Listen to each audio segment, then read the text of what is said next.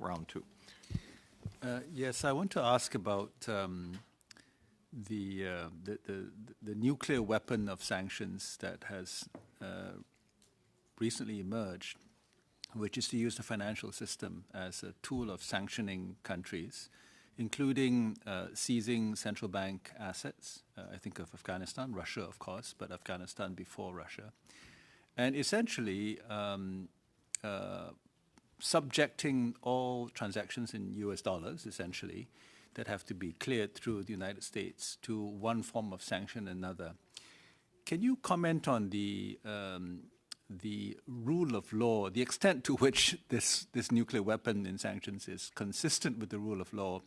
Perhaps our colleague from the EU can comment on whether the EU sees this as a tool to also be adopted by the European Union, and what the prospects are for further escalation of these kinds of sanctions.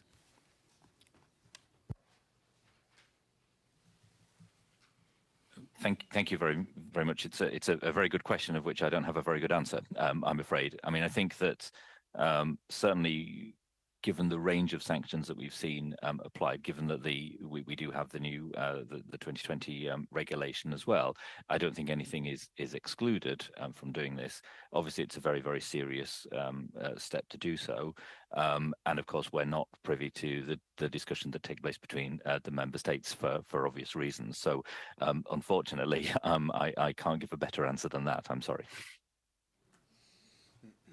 I'm happy to come in on that question, Senator, which is a really crucial one, especially as the world moves away from the undisputed supremacy of the dollar towards a greater Chinese financial power in the world, more commercial transactions being carried out in the Chinese currency, whichever name one wants to use for it.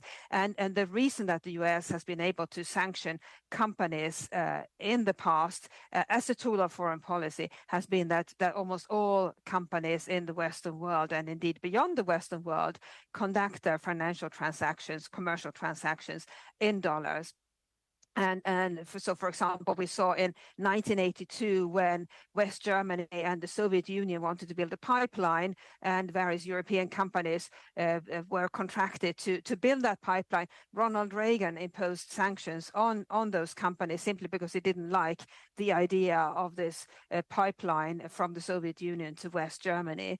Then, of course, we saw the same thing happen again with Nord Stream, and people can make the argument that it's legitimate for the US to sanction companies when such companies are involved in activities that, while not illegal, are detrimental to US interests. But it only works when the US is the absolute predominant power in the world of commercial transaction and finance, and when the dollar rules uncontested. That is not going to be the case for much longer. We'll see many more transactions being carried out in alternative currencies, including the currency of China. And that's when US companies will face the prospect of China imposing similar sanctions without there being any illegal behavior, simply as a foreign policy tool. And I think that's something that